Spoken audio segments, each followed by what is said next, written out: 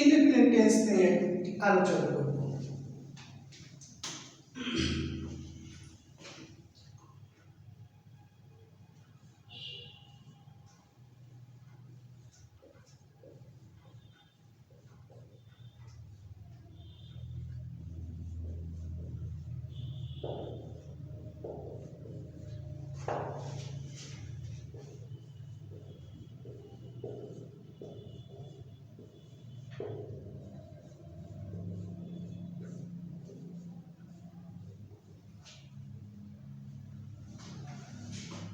Present indefinite tense এর গঠন। Present indefinite tense এর গঠন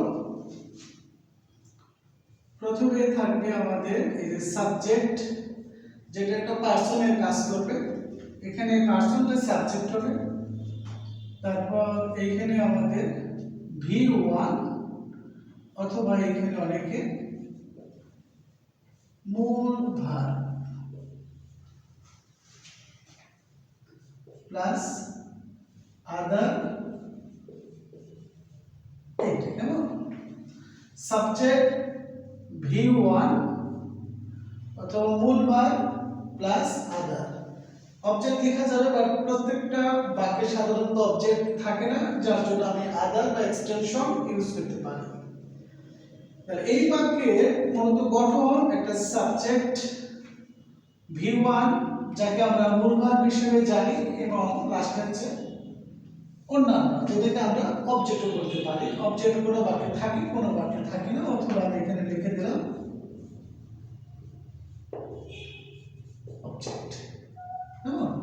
অবজেক্টে থাকতে পারে, অবজেক্ট নাও থাকতে পারে। এখন আমরা যে বিষয়টা দেখব বা লক্ষ্য করব, যেহেতু এখানে V1 অথবা মূল ভার্ব বলা হয়েছে, তাহলে V1 আর মূল ভার্ব কি এটা আমাদের একটু লক্ষ্য করতে হবে। প্রতিটি ভার্বের মূলত তিনটি করে ফর্ম থাকে। এদের প্রথম ফর্মকে বলা হয় V1 বা মূল ভার্ব, দ্বিতীয় ফর্মকে বলা হয় V2 বা পাস্ট ফর্ম, এবং তৃতীয় ফর্মকে বলা হয় V3 বা পাস্ট পার্টিসিপল ফর্ম। যেহেতু সংক্ষেপে আমরা চিনি V1, V2, V3, এই তিনটা ফর্মকে একত্রে আমরা বলতে পারি conjugation of verbs. Conjugation of verbs, এই কনজুগেশন ভার্বস আবার দুই প্রকার রয়েছে। একটা রেগুলার ভার্ব আর একটা হচ্ছে ইরেগুলার ভার্ব। যেটা রেগুলার ভার্ব সেটাকে আমরা উইক ভার্ব হিসেবে জানি, যেটা ইরেগুলার ভার্ব সেটাকে আমরা মূলত স্ট্রং ভার্ব হিসেবে জানি। এগুলো নিয়ে ডিটেইলস অন্য সময় আলোচনা করা যাবে। আমি এই প্রেজেন্ট ইনডিফিনিট টেন্স নিয়ে যেহেতু আজকে আলোচনা করব, এইটা একটু দেখার চেষ্টা করি। তো এই বাক্যটাকে সুন্দর এবং সাবলীলভাবে বোঝার জন্য গঠনকে আমি মূলত এখানে দুটো একটু কাজ দিচ্ছি, ভাগ V1 কি V2 কে এই জিনিসটা। যেমন এইখানে আমরা যদি লিখি V1, এইখানে দেখি V2, এইখানে দেখি এখানে V3। V1 যেমন আমরা পাই স্টপ, স্টপ মানে থামানো, মিনিংটা লিখতেছি না আমি এখানে। V2 হচ্ছে স্টপ, ডবল পি হবে এখানে, আর V3 হচ্ছে সেম স্টপ। এই যে এটা হচ্ছে মূল ভার্ব বা V1 বা ভার্বের প্রেজেন্ট ফর্ম, এটা ভার্বের পাস্ট ফর্ম, এটা ভার্বের পাস্ট পার্টিসিপল ফর্ম।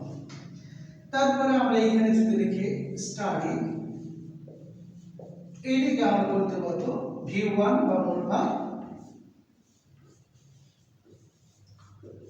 স্টাডি এটা হচ্ছে ভার্বের পাস্ট ফর্ম, কিন্তু সেম আমাদের এটা হচ্ছে ভার্বের past participle form. My dear viewers, এখানে একটা জিনিস লক্ষ্য রাখতে হবে যে পরের লেটারটা যদি কনসোনেন্ট থাকে এবং পূর্বেরটা যে ভাওয়েল হয়, তাহলে অ্যাকশন বলে ওয়ার্ডটা ডাবল ফর্ম হয়। সুতরাং স্টপে double form, double p use করেছে এখানেও double P.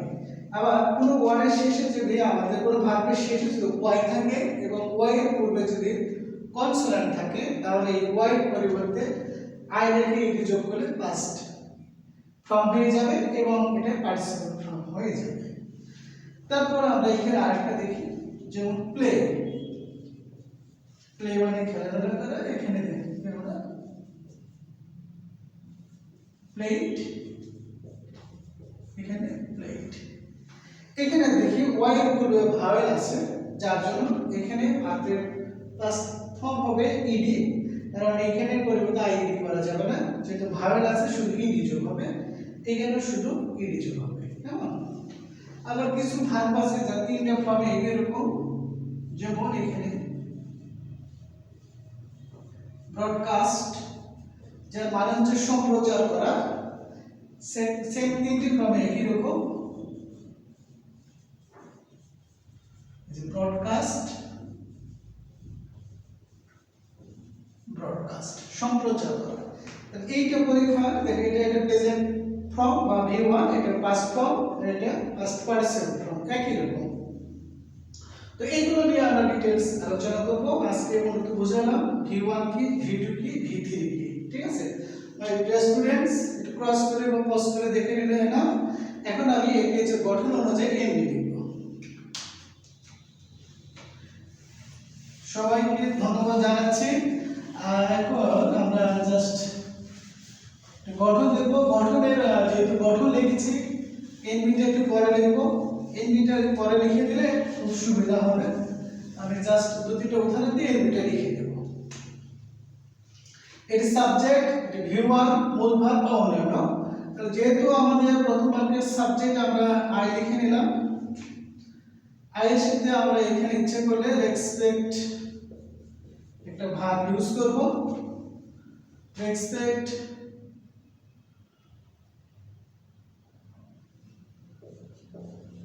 the village people। দেখো এখানে আমরা village people, দেখো I respect the village people। আমি গ্রামের লোকজনকে সাধারণত সম্মান করি, কারণ ৮০% লোকজনই গ্রামে বাস করে এবং গ্রাম থেকে যারা শহরমুখী হচ্ছে তাদের প্রত্যেকটা লোককে আমাদের সম্মান করা উচিত। গ্রামকে কোনোভাবে আমরা ইগনোর বা অ্যাভয়েড করব না। এই যে এটা হচ্ছে ভার্ব, এটা হচ্ছে সাবজেক্ট, এটা হচ্ছে V1, আর এটা হচ্ছে অবজেক্ট। যেমন হি স্টাডি হচ্ছে মূল ভার্ব, বাট সাবজেক্ট এখানে হি, এই জন্য স্টাডির পরিবর্তে এখানে আমাদের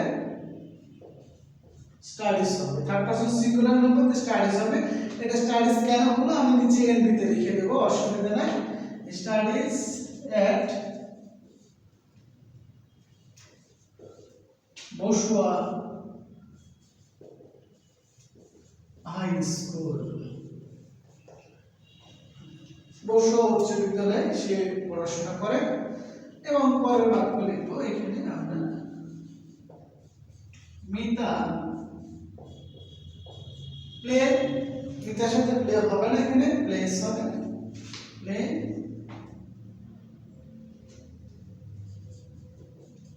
with her friends. Dear students, Mita place with her friends. Play থেকে প্লেস হলো, স্টাডি থেকে স্টাডিজ হলো। এখন আমরা একটা জিনিস লক্ষ্য করি, যেহেতু এই বাক্যের সাবজেক্ট হি এবং মিতা, এই বাক্যের সাবজেক্ট হি আর এই বাক্যের সাবজেক্ট হচ্ছে মিতা, দুটোই থার্ড পারসন সিঙ্গুলার নাম্বার, যার জন্য এই যে ভার্বের ফর্মটা চেঞ্জ হয়ে গেছে। অর্থাৎ মূল ভার্বের সঙ্গে আইএস, এটার সঙ্গে শুধু এস। আর একটা एग्जांपल আমরা যদি দেখি, এমবি লেখার পরে সেটা দেখব এগুলো কেন হচ্ছে, স্টেপ বাই স্টেপ। আর এমবি দেখলে আমরা বুঝতে পারবো। আর এই বাক্যের সাথে যেটা রয়েছে, সেটা যে ভার্বটা রয়েছে, সাবজেক্টের সঙ্গে যে ভার্বটা রয়েছে, এটার কোনো পরিবর্তন হয়নি। কেন হয়নি জাস্ট আমরা এমবি দেখলে বুঝতে পারবো। তারপরে এগুলো নিয়ে একটু আলোচনা করব।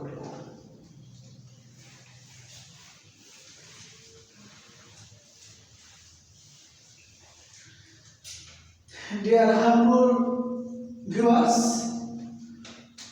look at the NB দিকে আমরা লক্ষ্য করি। তার মানে আমরা প্রেজেন্ট ইনডিফিনিট টেন্সের গঠন প্লাস এনবি শিখবো। এই দুইটা জিনিস আমরা যদি শিখতে পারি তাহলে আমরা পুরো বাক্য শিখতে পারবো।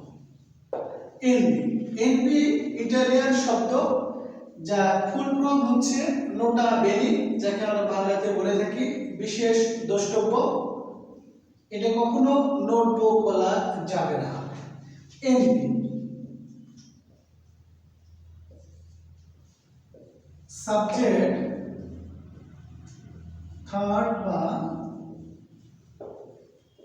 Third person, subject third person singular number হলে মূল ভার এর সাথে বা শেষে এস, ইএস অথবা আইএস যোগ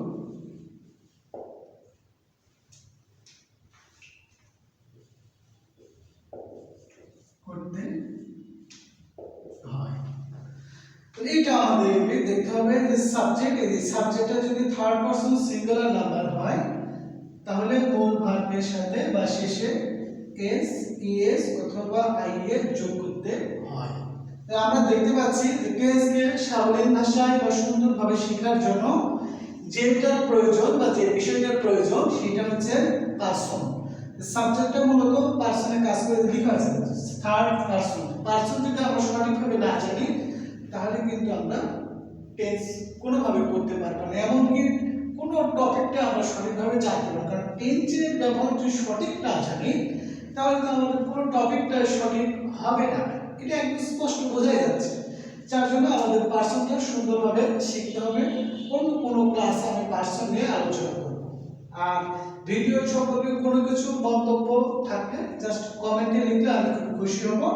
এনিওয়ে আমি এখন এনবির আরেকটু রয়েছে, একটু লেখার চেষ্টা করি। যেহেতু এখানে third subject third person singular number হলে মূল ভার্বের সাথে বা শেষে এস, ইএস, আইএস যোগ করতে হয়। এখন কোন ভার্বের শেষে এস, কোন ভার্বগুলোর শেষে ইএস এবং কোন ভার্বগুলোর শেষে আইএস যোগ করব এটা আমাদের দেখতে হবে।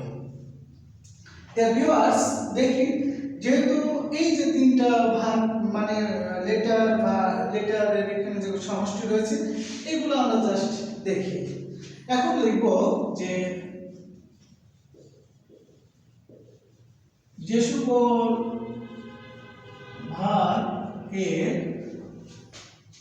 সকল ভার্বের শেষে s s, s s, c s, x ও এবং জেড, যে সকল ভার্বের শেষে s s, s s, c s, x ও এবং জেড এই যে বর্ণ বা লেটারগুলো থাকে ওই সকল ভার্বের শেষে ইএস যোগ করতে হবে, কেমন ইএস যোগ করতে হবে। আবার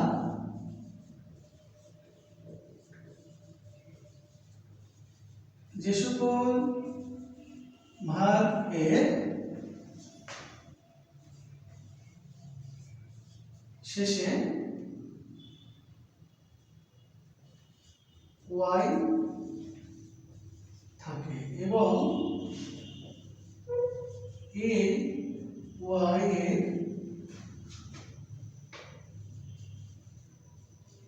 আগে vowel A, E, I, O, you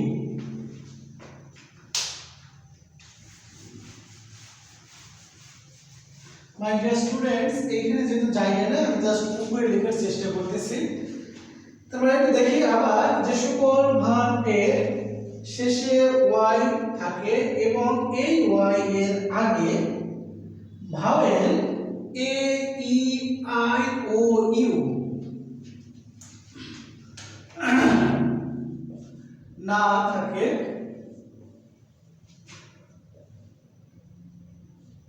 ওই সকল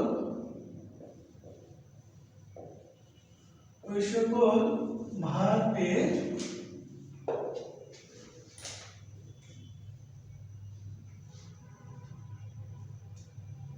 না থাকে, ওই সকল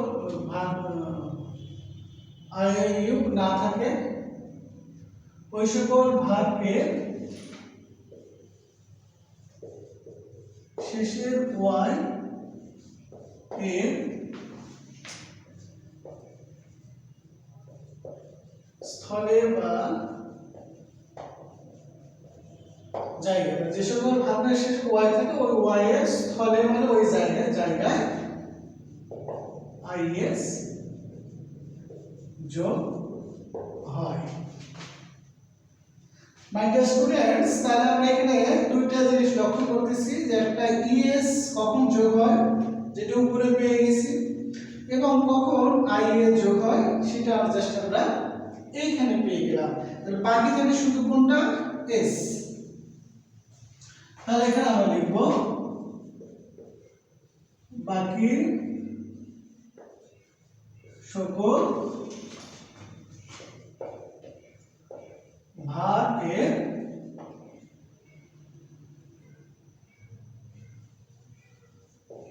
শেষে এস যোগ হয়, এস যোগ হয়। কেমন? এইটুকু যেহেতু আমরা বুঝতে পারলাম, জাস্ট এক মিনিট আমি রিভিউ করতেছি আবারও। সাবজেক্ট প্লাস V1 বা মূল ভার্ব প্লাস আদার বা অবজেক্ট, এই V1 বা মূল ভার্ব, এইটা সাবজেক্ট যদি থার্ড পারসন সিঙ্গুলার নাম্বার না হয় তাহলে এখানে সবসময় মূল ভার্বই বসবে। আর যদি এই সাবজেক্টটা যদি থার্ড পারসন সিঙ্গুলার নাম্বার হয় তাহলে এই যে ফর্মালিটি যেটা মেইনটেইন করতেছি, ভার্বের শেষে কখনো আমাদের ইএস এস, কখনো ইএস, কখনো আইএস যুক্ত হবে। তো কার সঙ্গে ইএস যুক্ত হয়, এই যে বর্ণগুলো রয়েছে এই বর্ণ যদি শেষে থাকে ভার্বের শেষে তাহলে ইএস যুক্ত হবে। আর এই যে ওয়াই যদি শেষে থাকে এবং ওয়াই এর পূর্বে যদি ভাওয়েল না থাকে, হ্যাঁ, তাহলে কিন্তু আমাদের ওয়াই এর পরিবর্তে আই লেখে ইএস যোগ হয়। এবং বাকি যে ভার্বগুলো রয়েছে সবার সাথে শুধু এস যুক্ত হবে। সাবজেক্টটা কি সত্য প্রেজেন্ট, সাবজেক্টে কিন্তু থার্ড পারসন সিঙ্গুলার নাম্বার হতে হবে।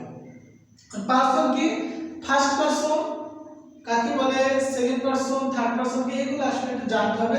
তারপর আমি একটু রিভিউ করতেছি। ফার্স্ট পারসন কি, যে নিজে কথা বলে, যে ব্যক্তি নিজে বা নিজেরা কথা বলে সেটা সাধারণত ফার্স্ট পারসন, অর্থাৎ নিজেকে বা নিজেদেরকে বোঝাতে যে পারসন ব্যবহার করা হয় সেটা মূলত ফার্স্ট পারসন। কেমন? আমি একটু লিখে দেখছি আর একটু বোঝানোর চেষ্টা করতেছি। মাই ডিয়ার ভিউয়ার্স, জাস্ট আমি একটা উদাহরণের দিকে যাচ্ছি, পাশাপাশি আমি এখানে পারসন নিয়ে একটু আলোচনা করব ইনশাআল্লাহ।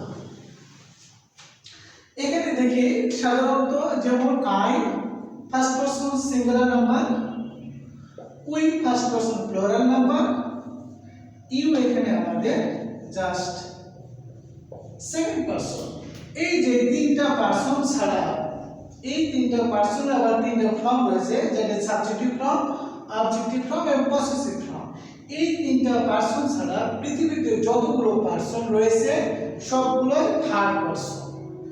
এবং অর্থাৎ আমাদের শেখার আরেকটা টেকনিক যে যদি যে পারসনের নাম এবং নামের প্রোনাউন আছে সেটা সবগুলোই থার্ড পারসন, এবং একজনকে যদি বোঝায় তাহলে হবে সেটা থার্ড পারসন সিঙ্গুলার নাম্বার, আর একের বেশি যদি বোঝায় তাহলে হবে সেটা third person plural number. So এভাবে যেমন আই এখানে first person singular number, we এখানে ফার্স্ট পারসন প্লুরাল নাম্বার, আর ইউ এখানে second person singular plus plural number দুটোই, কারণ ইউ মানে তুমি আর ইউ মানে তোমরা। So don't be hesitate, we will try to solve the question according to the structure of present indefinite tense. My dear viewers, listeners, audience, look at the whiteboard and try to watch the example of present indefinite tense. So don't be late.